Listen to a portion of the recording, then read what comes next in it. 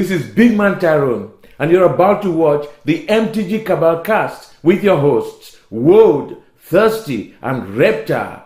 Sub to us on all your podcast networks at MtG Cabal Cast and YouTube. Hey guys, welcome to episode 4 of the Cabal cast. There's just 2 of us tonight. Yep. Woad, our Texas card pirate, is busily preparing for the birth of his son. If any of you caught the episode last week, his wife was about to burst in the background. She's going into labor, so he's taking the night off, so it's just the 2 of us. But we've got a lot of great stuff for you. Obviously, there was a pro tour. We have a big announcement. UMA, Ultimate Masters, which, we touched on a little bit last week. We got the official announcement the day after we recorded. So we're going to cover those 2, and that's going to be more than enough for the whole episode.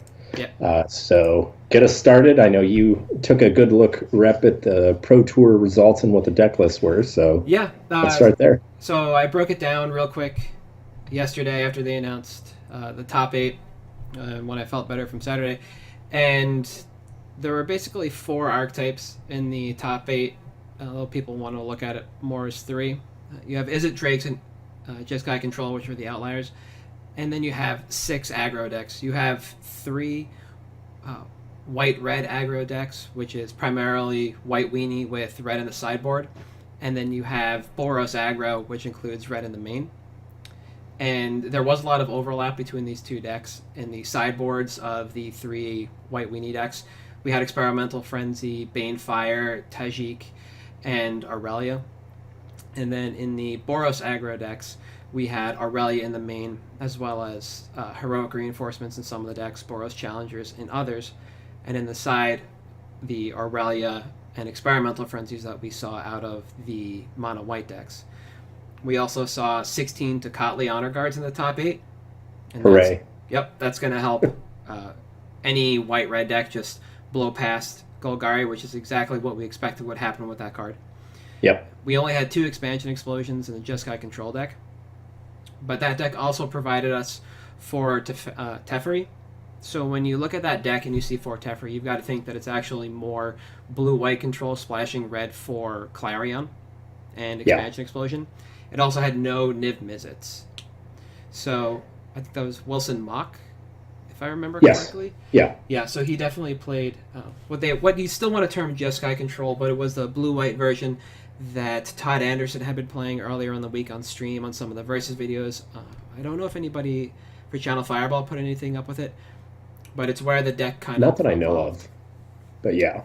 And then the other interesting fact I found during coverage, during a Seth Manfield round, was that very few people played any kind of graveyard interaction. There was one notable Japanese player, I believe, that had Deathgorge Scavenger in his sideboard. Yeah. So that allowed the Is It Drake's decks to just kind of run rampant when out without meeting Vraska's consent. I found it really interesting that Golgari was everywhere. I mean, the conversion rate was like 60% or something like that. Mm-hmm. And looking at the top 8, and this is, you always hear the Pro Tour is the meta, the GP after that is the solved meta. Because the Pro Tour is always hyper aggro. But, looking at the Tocatlis and stuff in the sideboard, it seems like this top 8 was just geared to beat Golgari. Oh, absolutely. Yeah. And with Golgari being the boogeyman, I mean, there's still plenty of ways for Golgari list to adapt. Mm-hmm. I don't think that by any means this means Golgari is dead. There have been some people saying, oh, well, it's done. Let's all move over. I think that's completely wrong. No, I would agree with you. I think Golgari is still a great deck. There were 113 copies on day 1, 71 on day 2 for a 63% conversion rate, which was kind of median across the field for decks that made it to day 2. The best conversion rate was not actually Selesnya tokens, like they mentioned. It was actually Esper Control. Yep. That had a 80% conversion rate of 4 decks from 5, 1% of the field on day 1 to 1.2. But that lends a little credence to the fact that you do need this kind of, not even black splash, but if you're not playing something aggressive, you need to have ways to exile Phoenix. You have to have a way to take control of the board with Ritual of Soot. There's no Aether Spouts in this format. We don't have a solid red sweeper. We have Clarion, which is... That's a white card for all intents and purposes, basically. You know? And so it creates this interesting format. The one thing that I did like was seeing a lot of Selesnya tokens, and they talked about that as being kind of the foil to some of the decks that were expected in higher numbers. Yeah, like some of the Boros lists, they said it was just better than, which, you know, I was one of the guys that assumed that deck was dead. There's so many cheap, efficient sweepers in the format right now that multiple decks can run that I was like, yeah, there's no way. And then to see it put up the numbers it did, I will admit I was wrong. Yeah. I called that incorrectly. Yeah, I wasn't a firm believer in Selesnya tokens. I didn't see much of the Immortal Sun pop up from that deck when I did see it on camera. It just went really wide and just kind of dealt a lot of chip damage. Yeah. And one of the things that I've been saying about this format, playing mono red for the last couple of weeks, is that there's a ton of life gain, and that's what Selesnya tokens has. That overlaps with the Channel Fireball White Weenie list. They mentioned that a number of times when they had that deck on stream. And it just makes... Even the Golgari decks have a ton of life gain between Vraska's Contempt and Undergrowth Champion now. And it makes decks that want to try and get under like Mono Red or even a solidly White Weenie deck very difficult to play in this format without any kind of Searing Blaze or Searing Blood effect or any way to shut off life gain. So we're definitely looking at a mid-game and late-game kind of format. Yeah, which is interesting to me because I feel like that type of meta you would think would favor Golgari. Yes. Because it has such an insane late game that it can do, but with so much Tocatli, I guess it just shut it out. Yeah. You know, which, you know, it's interesting that there was so little graveyard hate besides that Death Gorge because most of those decks obviously thought Tocatli was enough. Yeah. They didn't need graveyard hate, just bring in the Tocatlis and stall them out for however many turns, build up your board, because frankly, you know, I play Golgarian Standard. If the Honor Guard sticks around for 2 or 3 turns against some of those lists, you're just done. Which is why I try to always keep my removal up in game 2 and 3, just because I know that card is so high impact against the Golgari lists. Yeah, it's interesting. It's not even like the Golgari deck feels like it's missing cards, like it's short a Grasp of Darkness or something like that. It has all these wonderful tools at its disposal, but it just gets kind of shut out by a 2 CMC 1/3. Yeah. You know, your most efficient answer, because you lost push, is Assassin's Trophy. Unless, you know, you go the Undergrowth route, Necrotic Wound, I think it was. Yes. Yeah. But at that point, you're relying on having 3 creatures in your graveyard with no ETB effects. So that just feels bad to me. I didn't see a lot of Assassin's Trophy on camera, speaking of that. And surely it's just attributed to a bad draw rate on it. I don't know why you would play Golgari in this format without somewhere between 2 and 4 copies of it, especially when you have to kill Honor Guard in games 2 and 3. Yeah, I'm on 2 main and a 3rd in the side myself. It's just too good. Oh, absolutely. So immediately coming out of the Pro Tour, we knew where we stood financially with a lot of this stuff. We knew Benelish Marshall was going to pick up. We knew that... Buy list of $3 now on Card Kingdom, by the way. Yeah. We knew that Aurelia was going to pick up. Experimental Frenzy, I think, might be holding. I don't know if it's gone up. And what is... I can't think of the saga now. History of New Bananas. Yeah. Oh, History of New Banalia, yeah. That obviously still continued its upward climb to $25 to $30 now. Yeah. So... You know, we had some immediate financial impact. We might have some latent waves with Banefire being in the top 8 as well. There are a few there, as I mentioned. And Rainbow Lich. Oh, yeah. It's in the sideboard. And there were at least 4 copies of Legion Warboss in the sideboard of one of the solidly Boros aggro decks. And I believe that was on camera at least once on day 2. It was, yes. So that card finally gets some of its overdue exposure.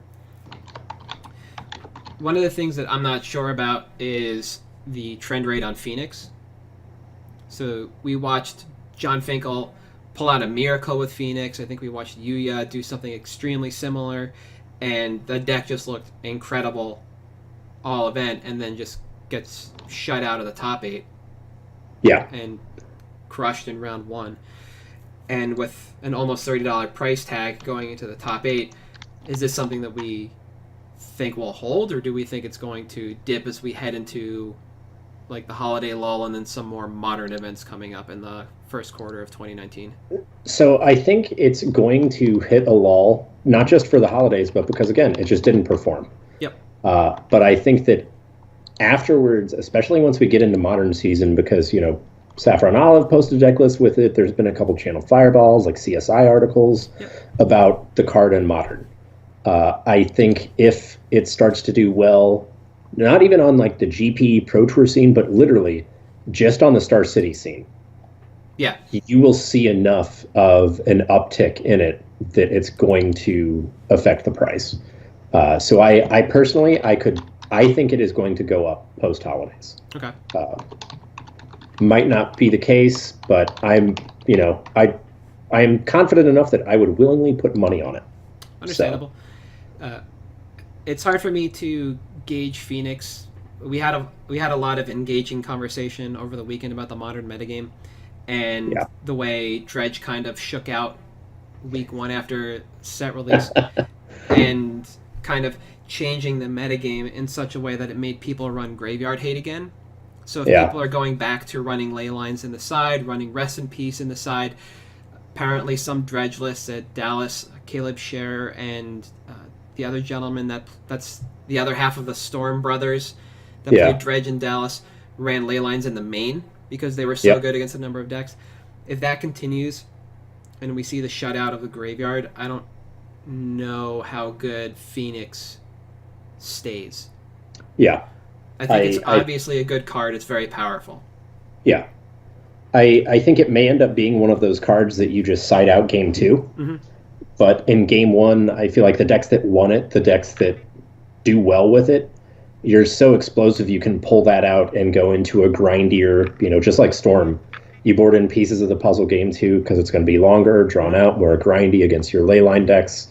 But yeah, I think, absolutely right. Dredge thrives when there's no Graveyard Hate in the meta, just like Affinity. Yeah. It's easily hated out, but when there's no hate, it's all over the place. Yeah. I think for me, if I was the kind of person that played a value Phoenix deck, it would probably be something similar to the Grixis list that Ryan Overturf posted a couple of weeks ago. But I would wind up shelving that deck the moment that Graveyard Hate became fairly prevalent and people began bringing in Rest in Peace against me, knowing that was kind of my shtick. And then I would dust it off once it got a little lighter. But that's also the way I treat Dredge in Legacy and Reanimator. The moment people kind of forget about it, starts to tail off, that's when I'll dust off my LEDs and my Reanimates. Yeah. Other than that, it's just not worth it because you're going to 1-2 drop probably. You may get you a couple times, but after that, no, never again. No. The one thing I do like about that deck is that it's pretty much all commons and uncommons outside of that card. Outside of Phoenix, it's actually a fairly cheap and efficient deck. And if you were just going to kind of throw money at Standard, it might not be a bad place to start. You're going to wind up probably spouting out maybe 150 for the 4 Phoenixes, maybe 160 if you have to pay for all the commons and uncommons on the high end. Yeah. I don't think the deck runs a single rare after that. Gotta check. I don't believe so. Oh, the lands. Oh, yeah, the lands, obviously. But, Sulphur Falls is a little bit more. But Steam Vents is basically, nothing. I mean, it's, according to MTG Goldfish, make of that what you will, $200. Yeah. Sure.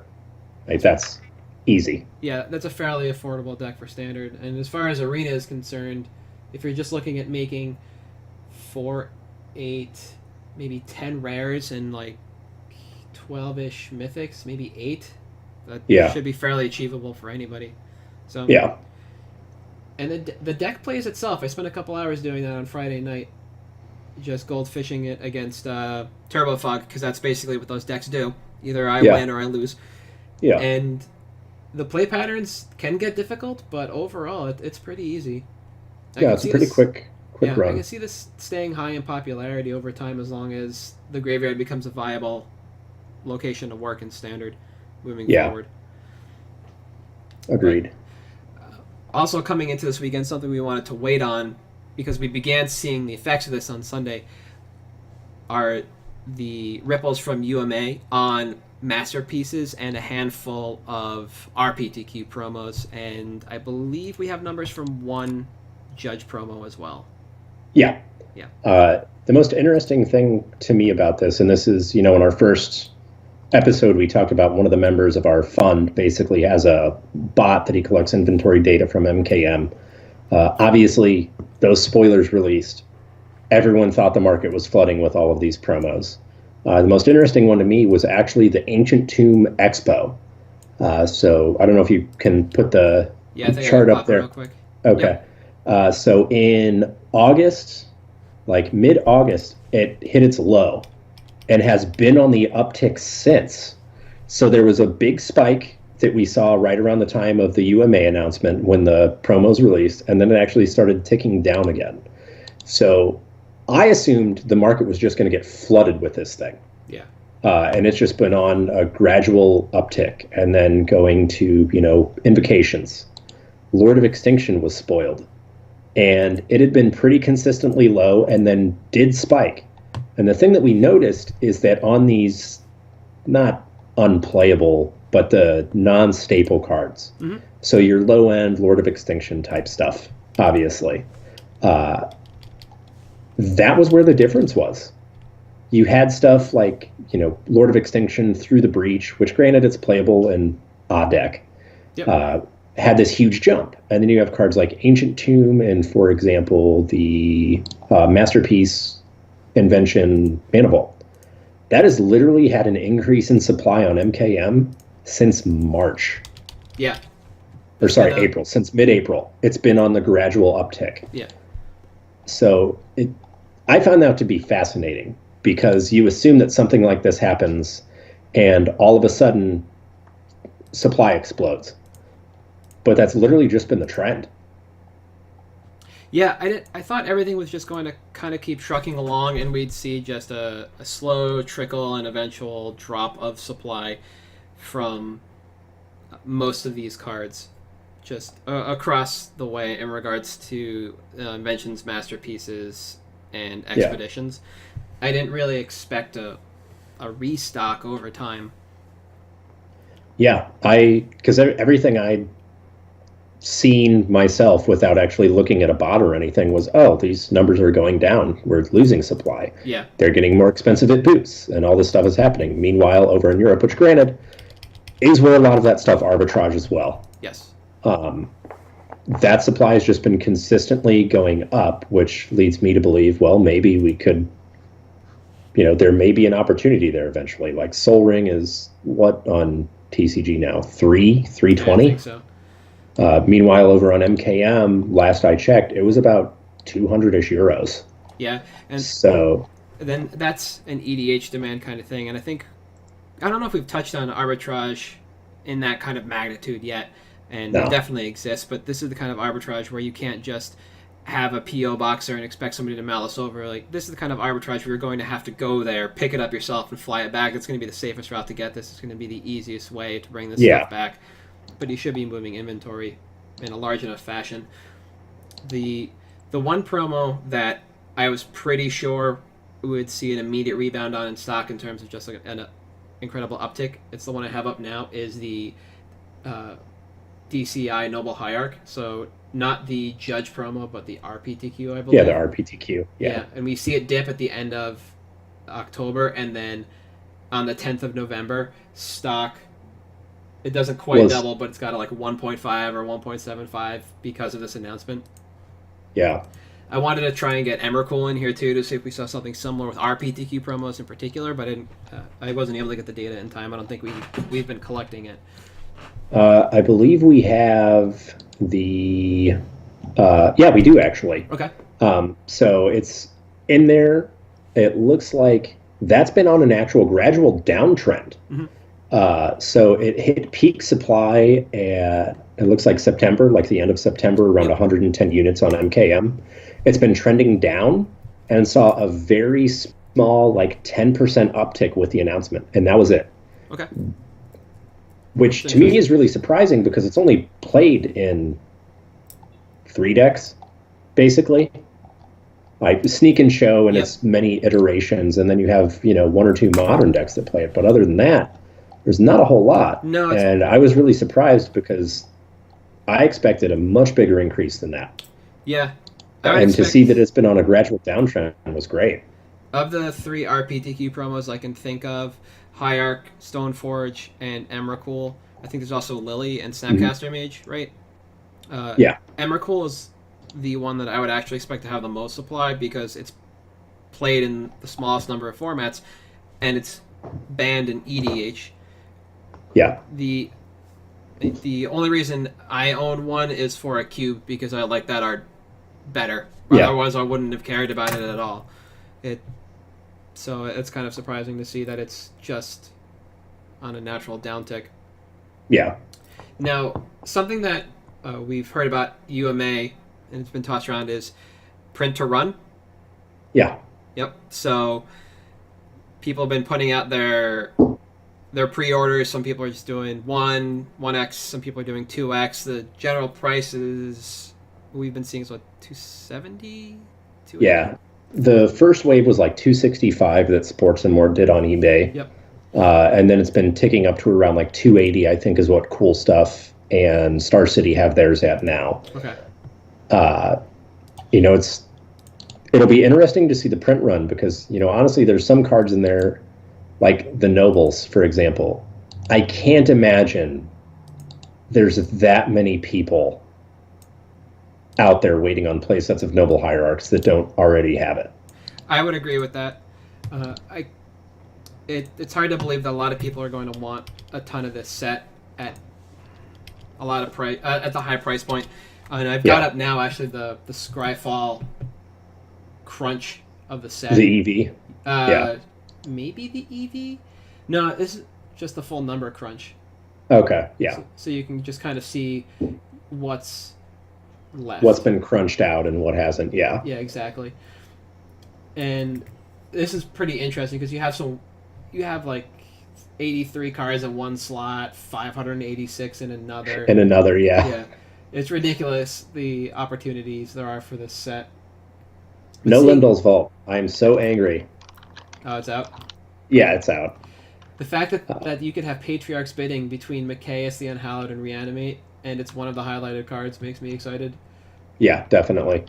That's one of those cards that just strictly due to EDH demand is from an old high print run set for the time period, high print run, that was opened into the ground and is randomly $25 to $30. I was also real mad that Phyrexian Altar, don't get me wrong, I like that Mana Vault is a box topper. I really thought Phyrexian Altar had an opportunity there to actually do something. Yeah, it's weird that they hold on to that card for some rainy day that might never come. Yeah. It could have been, what were they? A masterpiece. But... Yeah, the box toppers. Yeah. It's also interesting because I don't know if you've seen any of the discussion out there. People have been saying, oh, this is their test for the reserve list. Because if people go deep on this, they'll get rid of the reserve list. Oh, I have not. So I didn't understand the logic at all. So I messaged the person I always message about reserve list questions because he's discussed it ad nauseum. Mm-hmm. Dan Bach. Yep. And it's great. He was able to change somebody's mind on the internet on one of my statuses, and it was the best thing I've ever seen. That's awesome. But his argument was, okay, so hypothetically, let's get rid of the reserve list. Yep. Reserve list doesn't exist. We exist in this position right now. Those same cards have never been printed before, ever. And that's why they're worth so much money. Mm-hmm. If they printed them now at a $300 a box price point, don't you think they would sell? Yeah, obviously. Yeah. Of course they would. Why would they not? Oh, yeah. So why would this be a test for the reserve list? Everybody knows that product would sell even if they'd just never been printed. Mm-hmm. So what benefit does this possibly have? So I would love to see the reserve list gone. They're not getting rid of it. Stop. Give it up. You're not entitled to any of this. So please stop. Yeah. that he actually had it might have been after that a nice 7 or 8 page post about promissory estoppel and what it means to have value tied into trust in a marketplace, and what happens to that trust when it's gone. Yeah, discount the lawsuit and the sheer millions that WotC loses and Hasbro loses at that point. Yeah, your trust is gone. Yeah, and like again, people also complain about all these reprints. Oh, well, now my Tarmogoyfs aren't valuable anymore. Now my Nobles aren't valuable. Engineered Explosives took a massive dive in price right afterwards. I think that was the one that I saw took the biggest price dip because it's a sideboard card. Yeah. Okay. Printed like 1.5 times technically. Basically, yeah. And that's, people complain about that. That said, I think Uma's great. I think it's an awesome opportunity. I'm really excited that some of these cards, which honestly needed reprints because their value was artificially high, like Engineered Explosives, Lily, not so much, Snapcaster, not so much, Noble, for example, another one that just shouldn't be $60 to $70. Yeah. Why? I think Karn Lab is a good target as well. He's in one deck. That's it. The end. Yeah. Cube All-Star, sure. EDH All-Star, sure. But he doesn't demand the almost $100 price tag he has from time to time. No, there's no reason for that. And I think it's great for the game that this happens. Yeah. And it'll be interesting to see because with this being, Hasbro just came out with that announcement that, we lost money in the third quarter. And then this product is released right in the heart of the fourth quarter leading up to the holidays. So, of course, this is, jokingly cash grab masters. I mean, that's exactly what it is, and that's fine. Do we have a street date? 12/7. Oh, wow. That's a lot sooner than I thought. Okay. Yeah, which, begs the question, how long did they have this planned for? Yeah.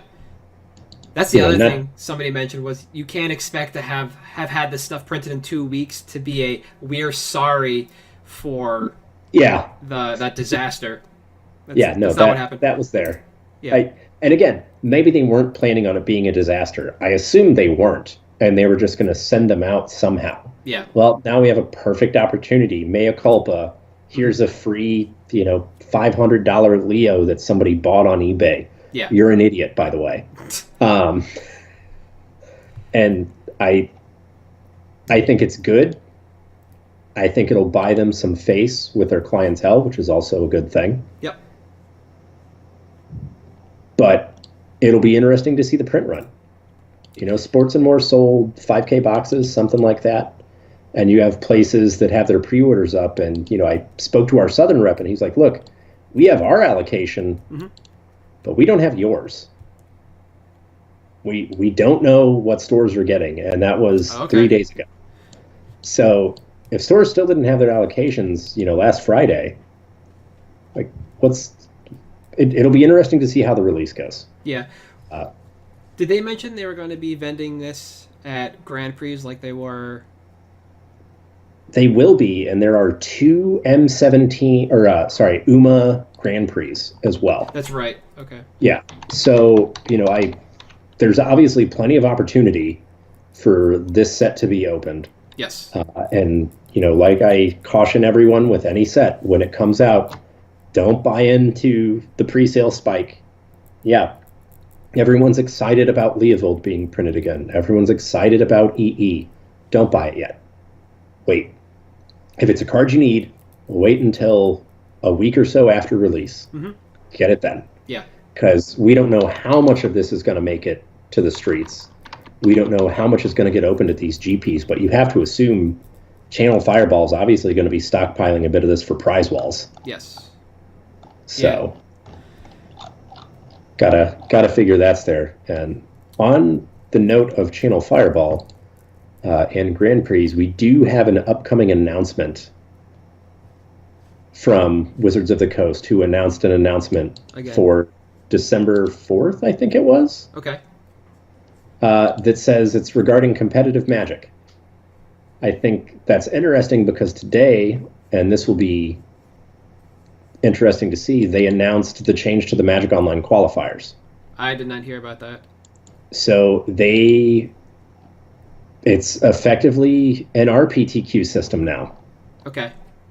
which, whatever. You've got your challenges that can get you points for the online championship, and you've got your playoffs that can get you points for the championship. And, 1Qs for the other, et cetera, et cetera. Yep. They also have opens. So it's interesting because they're kind of combining the RPTQ system and the open system, PTQ system that they're starting next year. Yeah, I thought I heard something go by on the Pro Tour that there was an announcement coming up about not the status of Pro Play, but a change to Pro Play. But we're also, as far as I know, still officially waiting for what replaces PT or PPTQs and RPTQs in the physical realm. Yeah, so they said they're doing opens and invitationals for PTQs. And your opens are you just show up and play. Okay. And your invitationals are effectively your RPTQ, but they're gated by Planeswalker points. Okay. And there's a limited number of seats for those, Mm-hmm. but the opens you get multiple invites from. So it's kind of a hybrid of the PTQ system of old and the RPTQ system. Is it still winner takes all? Because I know that was a big problem they wanted to try and solve. So the opens are not winner takes all. They pay out based on the number of attendees. The invitationals also pay out based on the number of attendees, but it's a much more stringent payout. Since it's, you've hit your Planeswalker point thresholds, you're a more competitive player, you can get on there type of deal. Okay. Well, hopefully this brings back the attendance that we used to see at PTQs. The guy I was playtesting with on Friday had never played at an old-style PTQ, so I just got to reminisce about the days of old where you'd go and spend 8 hours scrubbing out and then selling to 2 or 3 vendors that were in the room that just doesn't exist anymore. Now you go to a store, there's 30-some players for a PPTQ, and then that's that. It's not a room full of 60 or 80. Like being up here in Vermont, you would never expect to actually get people that were trying to get on the train up here, but we had Melissa Del Toro a bunch. Jackie Lee came up. Dave Shields came up. Pascal Maynard used to come down. John Stern would come down. And it was a thing. And then when we switched over to the PPTQ system, that mystique just disappeared.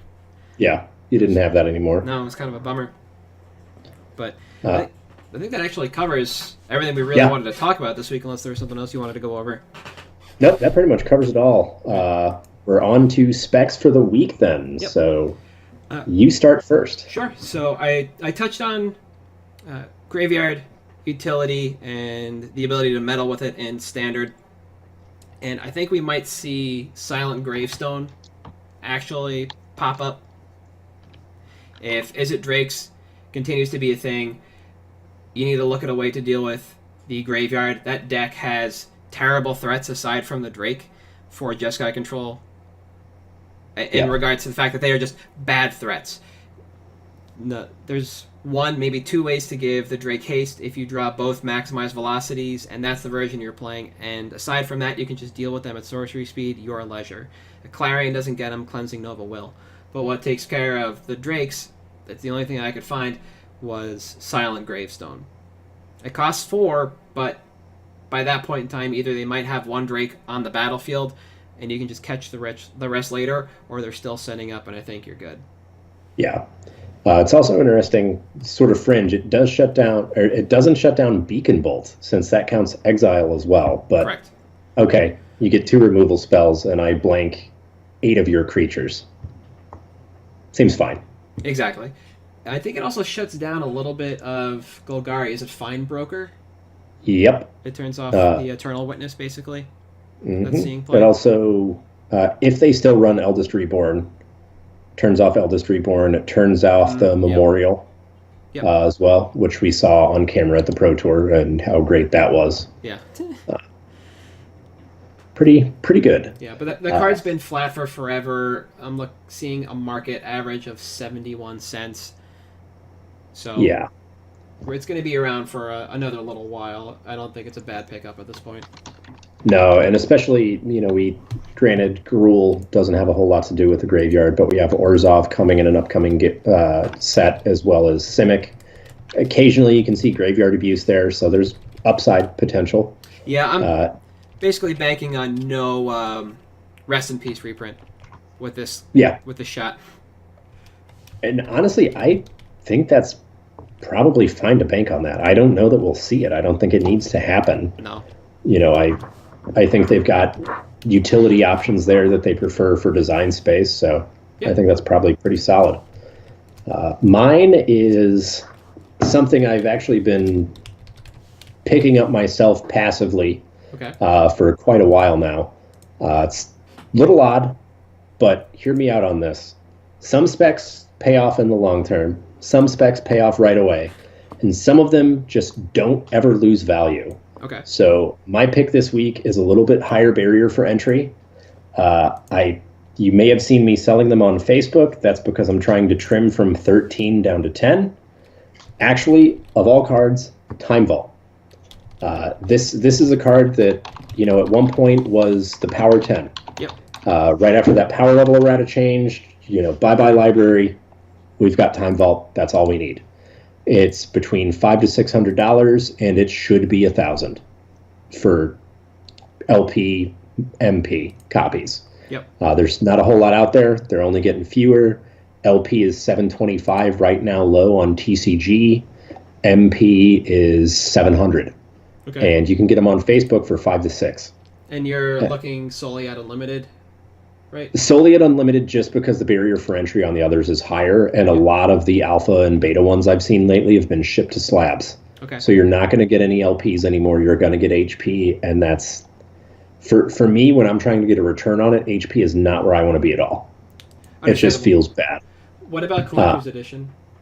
So CEIE is interesting. I think it's fine to pick them up. Old School Championship was great this year at Eternal Weekend. It was legal. Mm-hmm. They said it did incredibly well. Props to Nick Koss for allowing that change and the Eternal Council for supporting it as well. Yep. I think it's fine. It's cheap. It's not going to go down. I mean, it's effectively a CD in terms of, magic banking. Yeah. You're going to get your 5 to 10 to 15% a year yield on it, guaranteed, and it's never going to be less than it is now, unless the reserve list breaks. But at that point, we're all out of a job, so that's fine.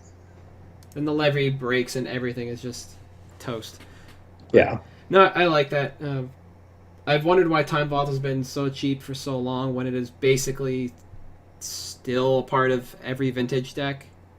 It was $400 2 to 3 years ago. So this is not a high rising card. No. It sees generally the same gains as most dual lands do when they're not spiking, when dual lands are just roping, right? Yeah, they're steadily getting their 15% yield. Yeah. You'll see 5 to 7% on the lowest, which generally beats the S&P 500, which is pretty good. Beats the stock market anyway. It is a stock market in regards to just flat returns. Yeah. So, that's not a bad call as long as you can get in. Yeah, and again, it's a high barrier of entry, not for everyone, but I think it's it's a safe place to park your money. You don't buy a tabernacle unless you're avoiding taxes or you need one. Time Vault, though, you can park your money there safely, and it's fine. Yeah, I agree. All right, well, thanks, guys. Appreciate you coming out this week, and hopefully we'll have all three of us back next week. If not, we will both see you. Yep. See you. Yep, have a good one.